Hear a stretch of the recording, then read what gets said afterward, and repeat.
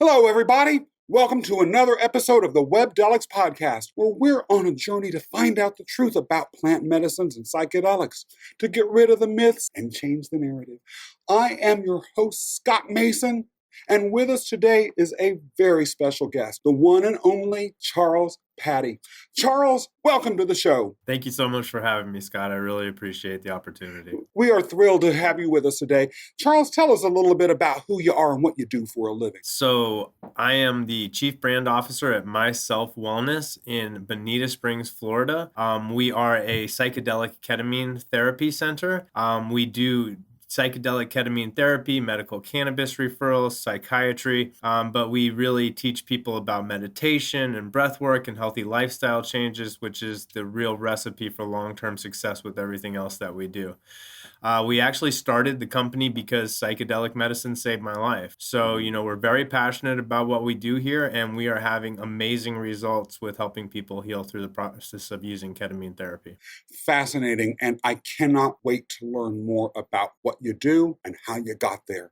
Today's topic is making psychedelics available across economic lines. In other words, making psychedelic treatment for mental health and other situations that folks might find themselves in available not just to the rich, but to people who are poor too. And Charles, I've been pretty poor at some points in my life. And so I really feel like this topic is important to address because not everyone is a millionaire tech maestro. Some of us just have workaday jobs, or some of us may go through hard times. We may be traumatized, and we might not necessarily be able to afford to go to some fancy retreat somewhere.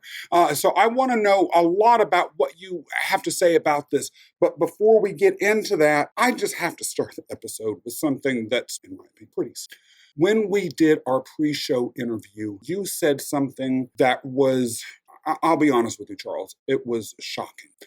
And I'm going to repeat it, and then I'm going to ask if you can just confirm that what I heard was actually true. You said you were addicted to alcohol at age 6. Did I hear you correctly say that? Yeah, you did. My father had passed away when I was 6, and it was very normal for with my family and my grandparents and my mother, where if you were a kid at the dinner table, they would give you, like a glass of wine and be like, here, have a sip of wine and try the wine. And I felt this sense of relief like instantly. It was this missing link, and it was because I was incredibly depressed, full of anxiety. I was grieving the loss of my father. And when I had that sense of relief, I was like, oh, okay, like this is what I need in my life. This is what's going to fix me. It's going to make me feel better. And, it started off with alcohol, and it was just to escape. It was escape my feelings. I didn't know how to process things. I didn't know how to go through it. And I know it's incredibly young, but it's just my story. And then I started journeying on to other substances. When I was around, 14, I started using cocaine. When by the time I was 14 and 15, I was taking pain pills and Xanax and things like that. And, by the time I was about, in my 17, 18s, I started doing oxycodone, which ended up becoming too expensive and ultimately led me to using, heroin. And so I actually ended up becoming addicted to heroin as well. And, these are just, to be completely honest, symptoms of an underlying issue. Because whether it's, the Coke or the alcohol or the benzos or food or scratch off tickets or, being addicted to sex, which I was addicted to all of those things as well. I almost weighed 300 pounds at one time in my life. This was all just me medicating underlying issues. How were you experiencing life when you were going through all of this? And I know this is a fairly long period of time that you're talking about. Were you purely in escape or numb? Were you distracted? Were you understanding that you were addicted even as you were? Did you appreciate that your situation or your responses to trauma or pain was escalating? Or was that just the way that it was? I was just trying to escape. To be completely honest, my life was a train wreck. It was really, really miserable. And I had to take as many substances that I could on a daily basis just to make it through my days. You know, I was always a good guy, and I've always been an empath, and I've always, wanted to do well with myself, but I was so engulfed in my addiction because I just didn't know how to deal with life on life's terms. I didn't have, the processing of the loss of my father. And then, through my years of substance abuse, other traumatic things happened to me that, I just kept stuffing and stuffing. And I think that, listen, this is for everybody, men and women, but I believe that, in the society that we live in, especially being men, we're taught, like, don't show any emotions. Emotions make you weak. Just Yeah. keep moving forward. And that's not how we're supposed to live as human beings. And I think that that's one of the reasons why psychedelic medicines had such a profound healing effect on me was, it really took me to the place where I could watch these traumatic experiences, deal with and process the deaths of my father, having, profound experiences where I had a death-like scenario during my psychedelic experience. And I had, very profound insights about, myself in the universe and how everything is all connected. It kind of really helped me process through those things. And, as our amazing doctor, Dr. Andrew Ferber would say, stop identifying with the self so much. And we're going to talk a lot more about those spiritual experiences later in the episode. But there's something that you said, though, a few minutes ago, actually, a couple of things that I want to take a minute to explore.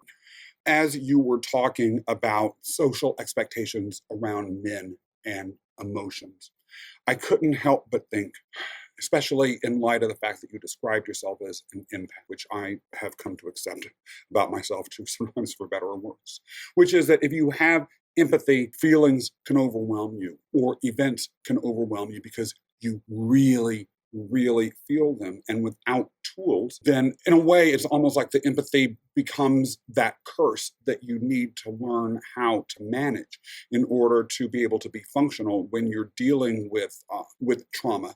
And it's hard for me to imagine with the brain not fully functioning in any human being when they're 6 years old, let alone having had the life experience and the analytical framework to begin to self-analyze emotions, to identify oneself as an empath, to be able to even really be cognizant of the feelings that one might have, that in a way, social expectations, which, at least in my case, around gender, were nailed into people when you're pretty young, could easily be overwhelming and set one up for this sort of situation. But is that just me saying this, or do you have any insight about that, having lived it?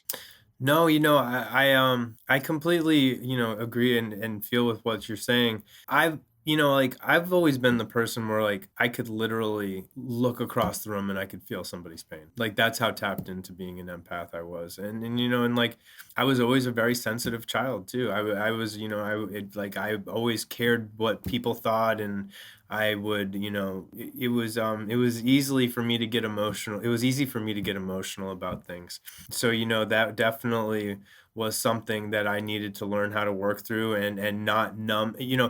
Here's my conclusion of it is that being an empath is actually a superpower once you learn how to harness it properly. Yeah. But for so many years I had no idea how to do that. So I just kept, like I said, just completely drowning myself in alcohol and other substances to not have to feel those feelings. But eventually that changed. What? So I had used psychedelic compounds when I was younger, but I wasn't using them for the therapeutic value. I was just, taking copious amounts of psychedelic compounds to try to escape. And it was actually like, through the synchronicity of the universe that, a buddy of mine had came over and he had some ketamine and we had done some MDMA that night. And it was like the perfect storm. I had taken some of the MDMA, and then right when it was starting to get ready to kick in, my buddy hands me some ketamine. And, listen, I know I'm talking about recreational psychedelic use here. This isn't what I'm promoting out of our clinic, but, this is a part of my story and it's a very real thing. So I did some of the ketamine right when the MDMA was starting to kick in, and I looked around the room And I looked at everybody that was in it and I said, listen, if I didn't know what the universe was about before, I know what it's about now. I said, everything's made of energy. I go, you've got positive energy and negative energy. And I'm so full of positive energy. I looked around, everything broke down to a quantum state where I could literally see the atoms vibrating and everything. And at that moment, I truly knew that everything was made of energy. I sat down in the chair, a geometric portal started opening above me in the ceiling where I was slingshotted out of my body out into deep space. I thought I died.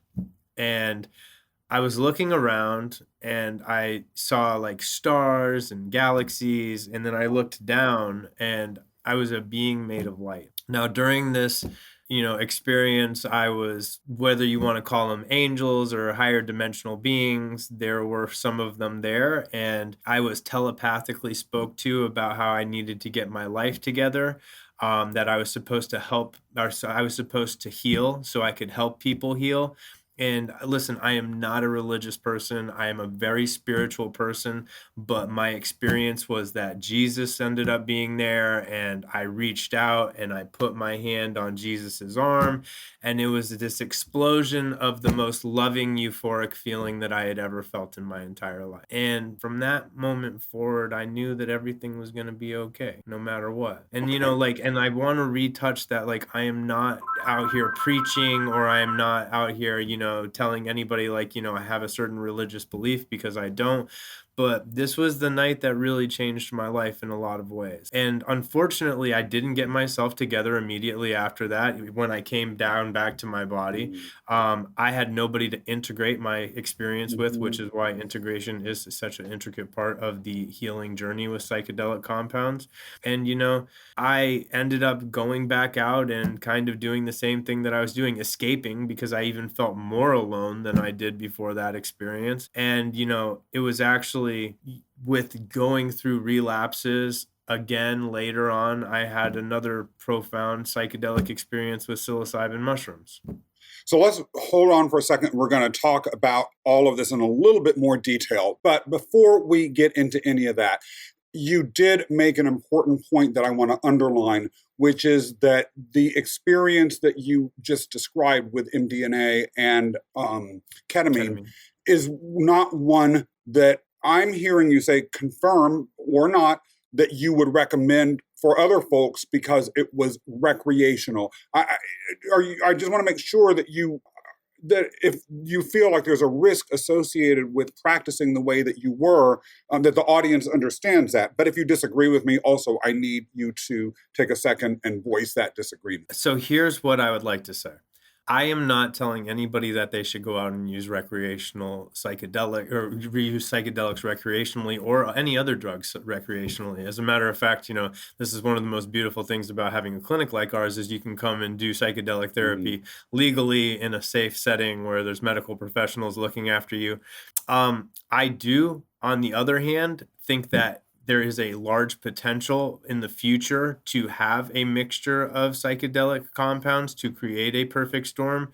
There is other compounds out there that have been mixed recreationally, but I think that in the future you will see a mixture of compounds being used in the therapeutic way also. And because the audience listening to or watching this episode may not be very deep into the psychedelic world, could you explain what MDMA and ketamine are? So MDMA is better known as ecstasy or Molly. It's a very euphoric, like loving or heart-opening compound where they're actually having amazing results in clinical studies with PTSD for veterans and first responders. I actually think that the potential for it to be used as a couples therapy drug in the future, or couples therapy medicine. I try to get away from Mhm, that drug word because these are medicines when used mhm. properly. But it really gives the ability for people to let their guard down and talk about things that they normally wouldn't talk about. And it is really, it's about to go through FDA approval if everything's looking correct with it. Rick Doblin from MAPS has really, been working the last 35 years to have this go through FDA approval for the therapeutic value of it. And I think it's an incredibly important compound that's going to help transform a lot of lives out there. And ketamine. So ketamine is a dissociative anesthetic. It was actually FDA approved in 1970 as an anesthetic. You might have heard of it as, Special K or maybe a horse tranquilizer, because yes, it was abused in the party scene, in the rave scene, and it is actually used on horses and other animals, but because the safety profile is so amazing.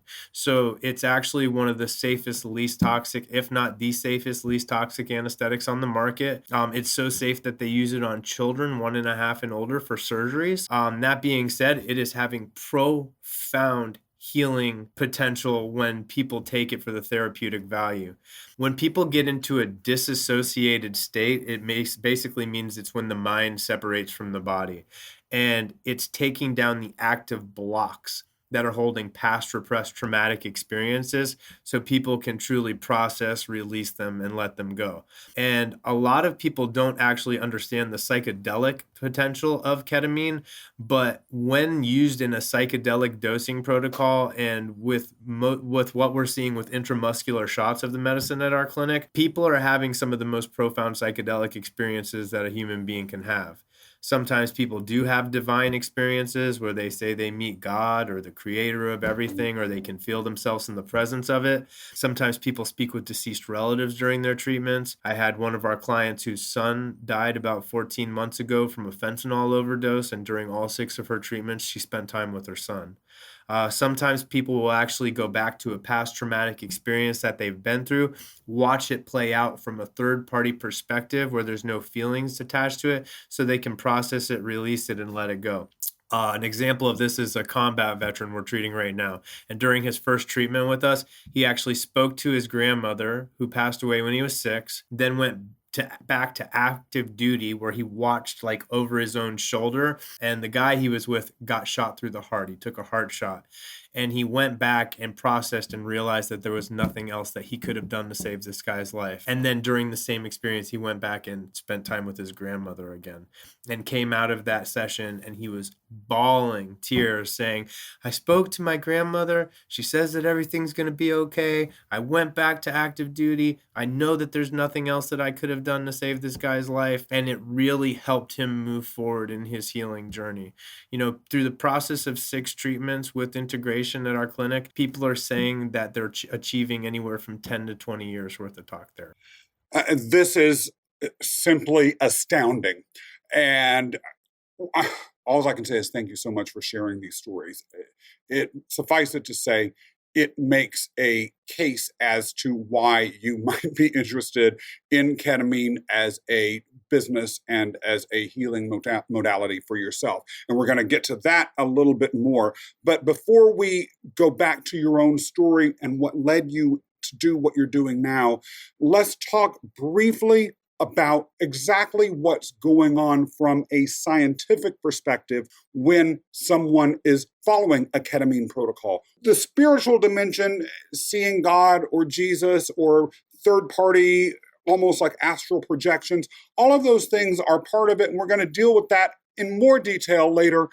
But purely from a physiological perspective, what is happening that may explain this? So whenever we've gone through a traumatic experience in our life, or even just through the course of life, our neural pathways in our brain actually get damaged. And when the neurons are trying to flow through these pathways, they actually start to bounce off of the walls, which can cause the symptoms of depression, anxiety, PTSD, and a string of other things. Ketamine is actually going in and it's physiologically remapping and restructuring these neural pathways, sprouting something called new dendrites, causing new neural connections in the brain. It's causing new neuroplasticity, which basically, think of your mind like a ski slope, okay, like a mountain that has these tracks that people have been skiing down years after, for track after track, same tracks, same tracks. Think of new neuroplasticity as like a new layer of snow going over that, and then it allows you to put new tracks into place. Meaning, and here's my analogy that I give people: it's a Control Alt Delete for the old program that no longer serves us, and it allows us to put a new program into place. And this is why we teach people about meditation, breath work, healthy lifestyle changes, because we're literally reprogramming the mind to do these healthy things with our lives.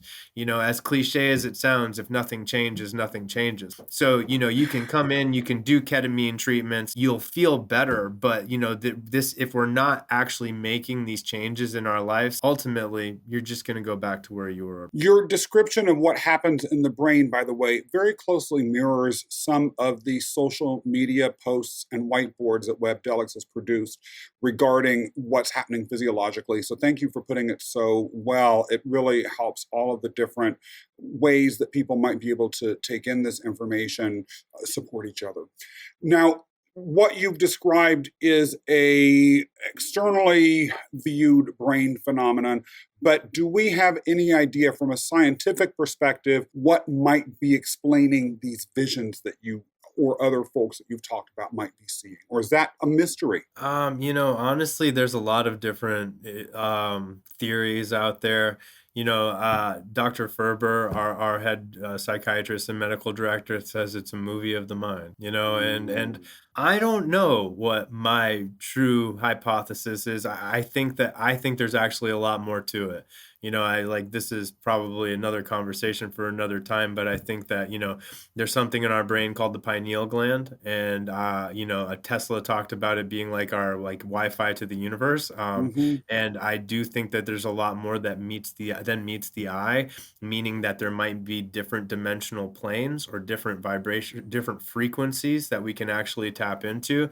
And, Dr. Rick Strassman actually talks about this. He's the clinical researcher, or he's the doctor that did the first clinical studies with DMT at the University of Mexico in the 90s.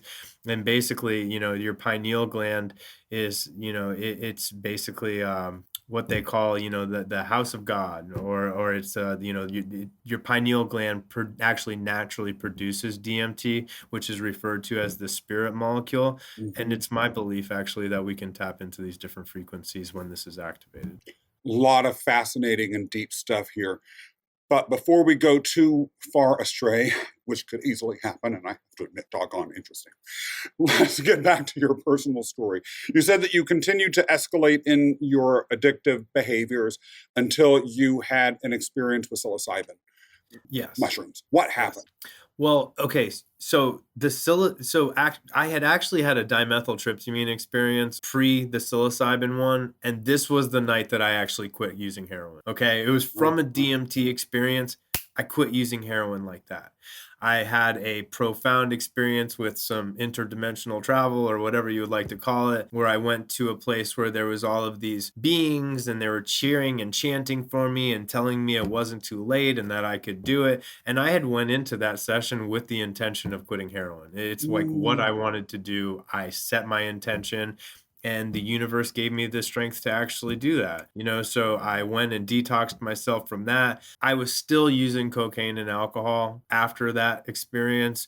And I had always heard Terrence McKenna. He was a psychonaut and an amazing individual that did a lot of public speaking about psychedelics and consciousness and things like that. And I had always heard him talk about this 5-gram trip. Take 5 grams of psilocybin mushrooms, meditate in the dark, pitch silence, and it'll tap you into these higher states of consciousness where you'll learn about the secrets of the universe. And so, me being the overachiever that I was like, okay, I'm going to take 6 grams just to make sure I get the job done. And sure enough, I went into my bedroom and I meditated under a comforter in pitch black silence.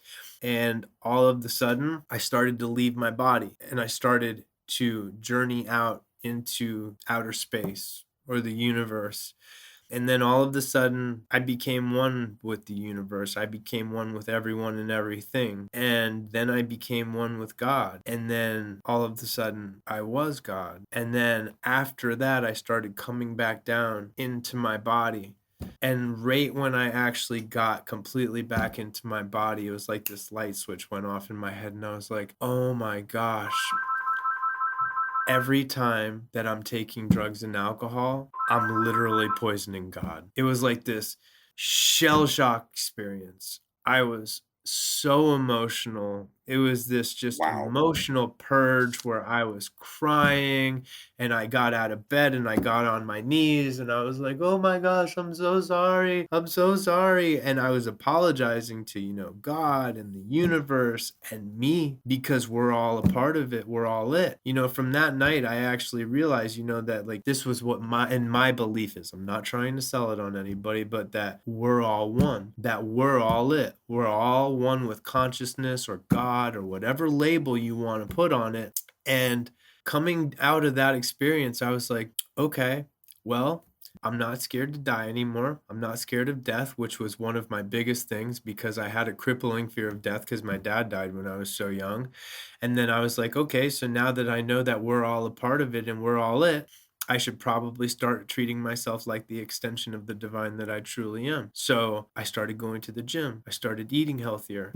I started meditating. I started doing breath work. All of the healthy lifestyle practices that we encourage people to take part in at our clinic here. And it really started to propel my life forward in a very positive direction. Then I started, I'm sorry, go ahead. I think I saw you wanted to say something. Go ahead, continue. Okay. So then what I did was, I started thinking to myself, well, I was one of the unhealthiest people on the planet for the majority of my life. Time to completely flip that switch and become one of the healthiest. I started eating all organic, non-GMO, drinking spring water, all of these things, which to me was raising my vibration. I could actually feel it happening. And so, I came to this conclusion where it's like, I'm going to treat life like video. The object of this video game is to level up. And in doing so, by getting to these next levels, it's going to happen by me taking my crutches out of the equation. Like I used to drink diet soda and I used to vape and I used to do all of these other things. And I was like, I'm going to start taking one of those out of the equation and then I'm going to start implementing one healthy practice into my life to replace that. And let me tell you, it was like a day and night scenario. I was happy for the first time in my life. I loved myself for the first time in my life. This is coming from a guy who couldn't even look in the mirror for most days because I couldn't stand myself. One of the most profound things that psychedelic medicines did for me was give me the ability to actually love myself for the very first time. There is so much in what you just said, and it's so affecting. I'm honestly I'm stretching myself to even fully wrap my arms around it. So let me just throw some things out that are coming to mind that stuck out to me personally. Although in light of everything that you said, I think a lot of people watching or listening will have different things stick out to them.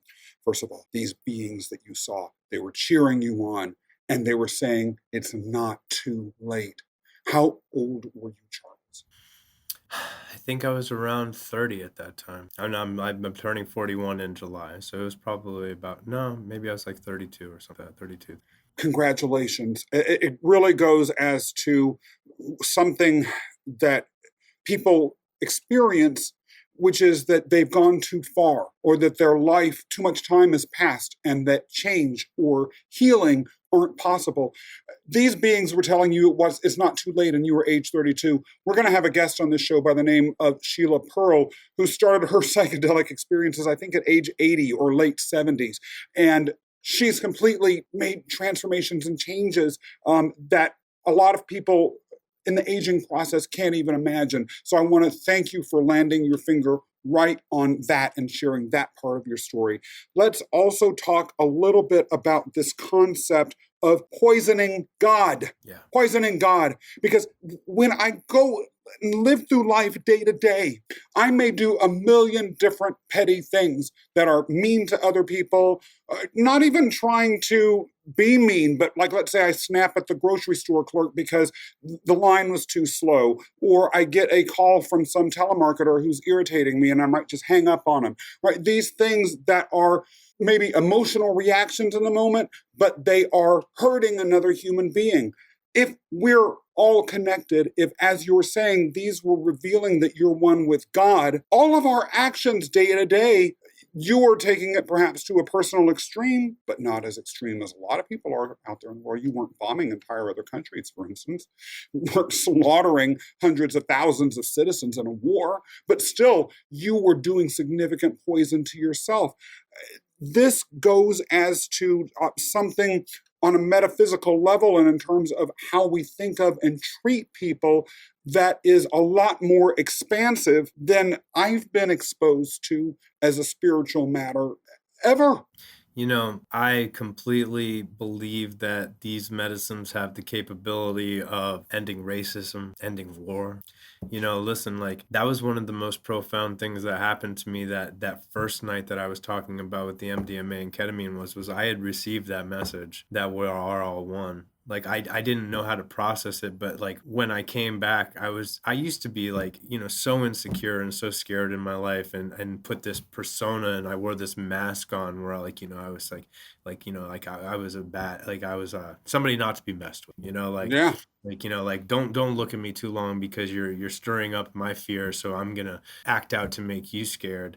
And I realized that I don't have to like I have to love everybody now because I am you and you are me and we are one. And that was profound is an understatement, you know, because see where I'm at now is I realize that so we're all mirrors of each other. If I see something that you're doing and it disrupts or disturbs or makes me feel uneasy in myself, it's usually something I need to work on myself. And so, you know, it's like I came back with this, you know, I am the I am, and so are you. We're all it. And that really, you know, it showed me that we could pretty much accomplish anything. We could manifest anything that we wanted to into our lives because we're all extensions of the divine. And I think that raising your vibration or cleansing, you know, when they say cleanliness is next to godliness, I don't think they're talking about cleaning your room.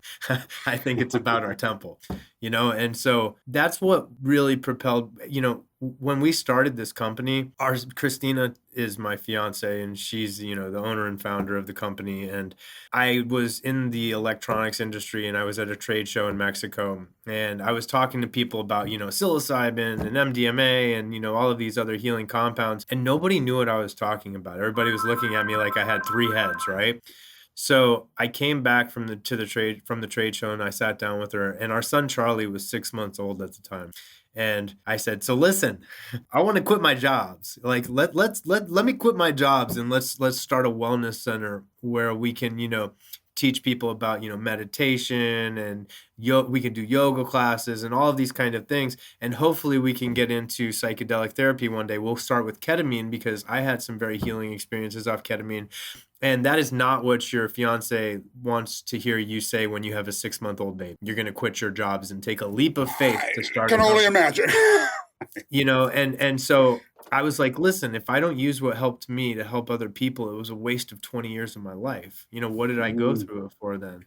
And so reluctantly at first, she was like, all right, you know what? I believe in you. I think that we could do this. Let's do it. And it was basically like the universe waved a magic wand. You know, we took the leap of faith. We opened our clinic a week before the lockdown of COVID, which was crazy in itself because it's like, okay, we take this leap of faith.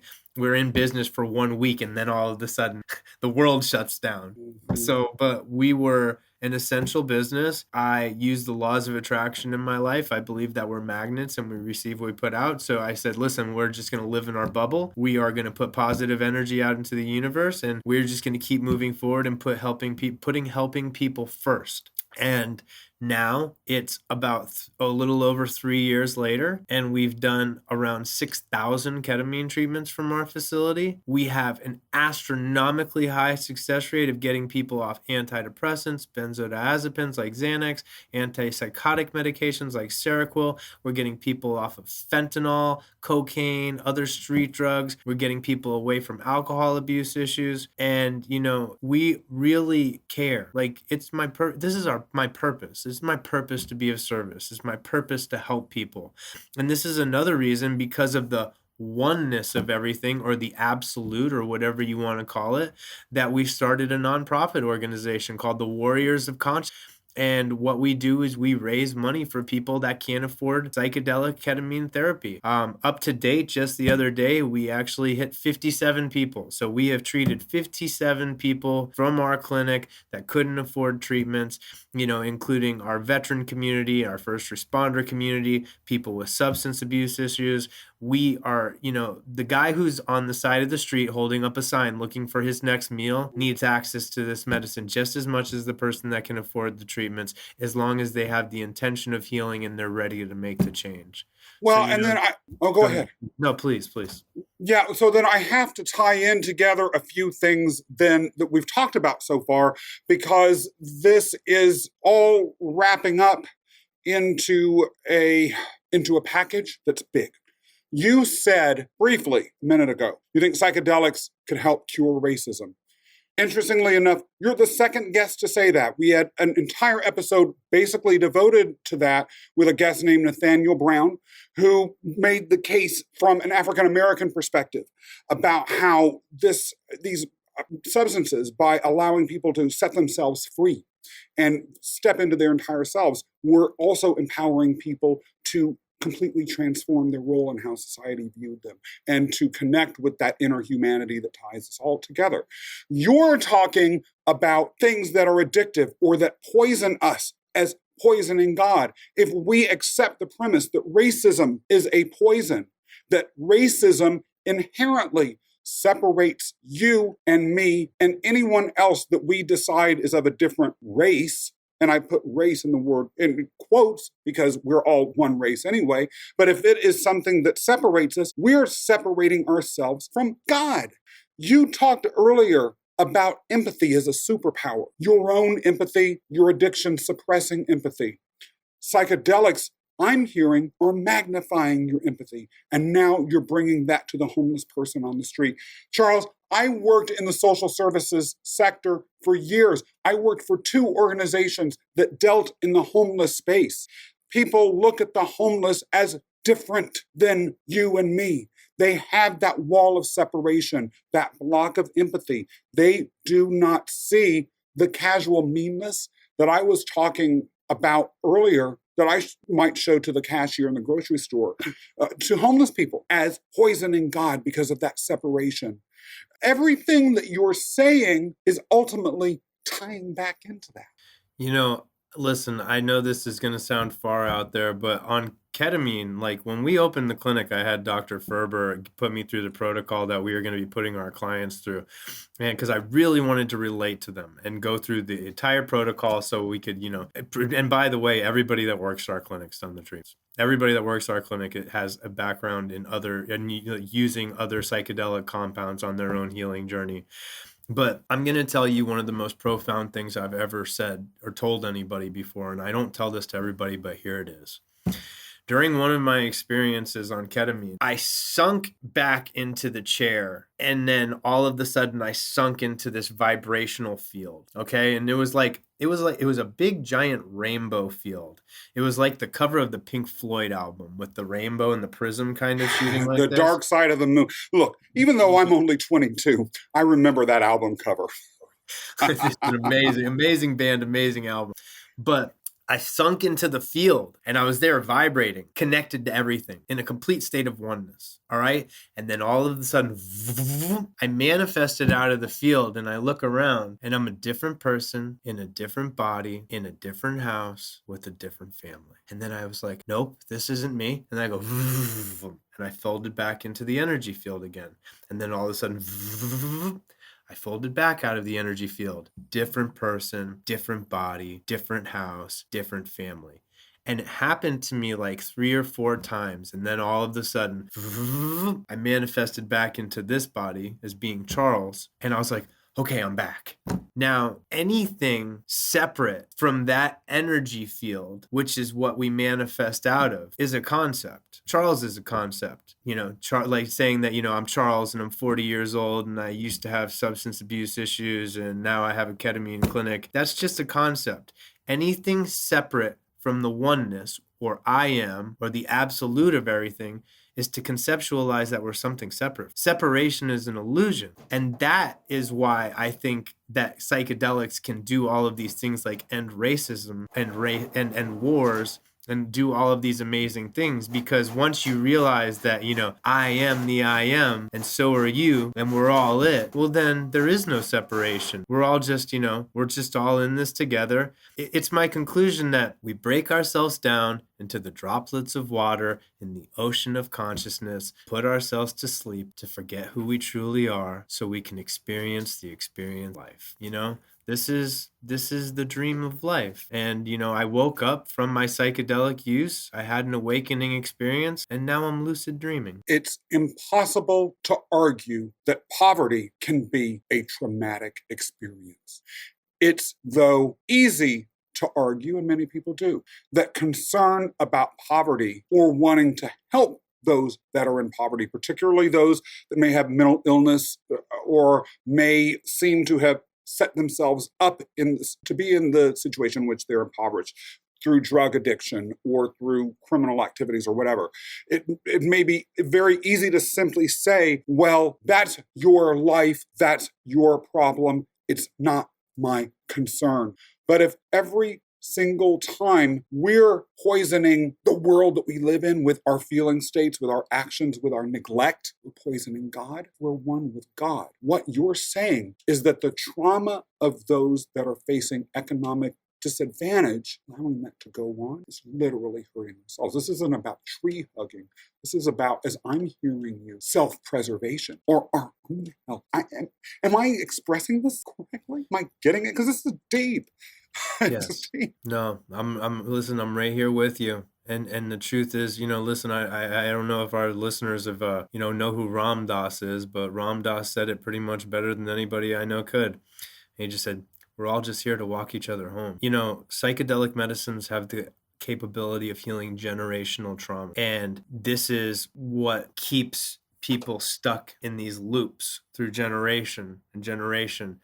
And, I won't get into what it was, but like I had generational trauma in my family and it was passed down through generations. And then all of a sudden I had this overwhelmingly loving feeling for myself for the first time in my life. And now that generational trauma ends with me. Like I'm not passing that on to my son. My son's 3.5 years old and he meditates and he does breath work and he says, I am affirmations like I am grateful, Really? and I am happy, and I am loved, I'm teaching him at a young age. It ends with me. He's gonna be, he says I am a warrior, and I believe in myself, and like that's what we're teaching in my family. Well, and that story, I love it. Thank you for sharing that. It's actually kind of made my day. It's so adorable. I don't even know what to do with myself. But let me pull a takeaway from it, which is that what you're offering in how you're describing the impact of the psychedelic renaissance on those that are economically disadvantaged and suffering because of that is revolutionary, not just in helping people to feel better and overcome whatever it is that might have led them to be on the streets or in whatever addiction situation that they're in life, but also can completely transform how we as a society structure ourselves. Because let's face it then, if we understand each other really as reflections of ourselves, and if even those that might have these traumas have an easily accessible tool to be able to pull themselves out of them, a lot of the scourges of our society either are going to resolve themselves, or those that benefit or at least are not directly dragged down by these scourges, nonetheless, simply because of this multiplied empathy, can't tolerate to keep it going anymore the way it is. Do you have any final takeaway? Yeah, go ahead. Do you have any final takeaway? I was just going to say, I think we're going from a hierarchical society to more of a hierarchy. I think it's going to be more of a level playing field. It's hard having one of these kinds of profound experiences where you realize the connectedness of everything, and you're really going to start looking at other people, because there are no other people, a lot differently, because we're all it. And one of my things that I really do say when I get done, speaking like this, or doing a podcast or talking with people, is really what my belief is that, I am the I am, and so are you. So the key to life is to observe without judgment and remember that the answer is always love. And that's how you change the world. And again, as someone who worked in the social services space, let me assure you, we need you. Charles, how can people find out more about you? So on Facebook, I'm Charles Patti, Patti. On Instagram, I am Charles_Patti_official. You can find me on LinkedIn at Charles Patti, and or at My Self Wellness in Bonita Springs, Florida. Our website is www.myselfwellness.com. And please don't hesitate to reach out if you have any questions. I love talking and meeting new people, or talking to and meeting new people. And, we're really here to assist and hold people's hands through their healing journeys. Charles, to say that this episode has been profound is, in my opinion, to understate things a little bit. In addition to some of the upcoming episodes that we discussed during our conversation today, we have additional episodes that will be discussing everything from psychedelics and yoga to how psychedelics can help you stop being a toxic boss. Even an episode on how to prepare for your first psychedelic journey. It is incredible stuff, and I cannot wait to share it with any and everyone who is watching and or listening today. If you have enjoyed today's episode and want to learn more, be sure to subscribe and leave a review on your favorite audio podcast platform, or a positive remark on YouTube. And don't forget to tell the folks that you know, love, and care about what we're doing here at Webdelics, because they need to know as well. Also, please follow Webdelics on all of our social media platforms: Instagram, Facebook, LinkedIn, TikTok, and don't hesitate for a single second to check out the website itself, webdelics.com. That's WEBDELICS.com. Sign up for our blog for the most trusted information on the web about psychedelics, plant medicine, and then be sure to come back again for another episode of the Webdelics podcast.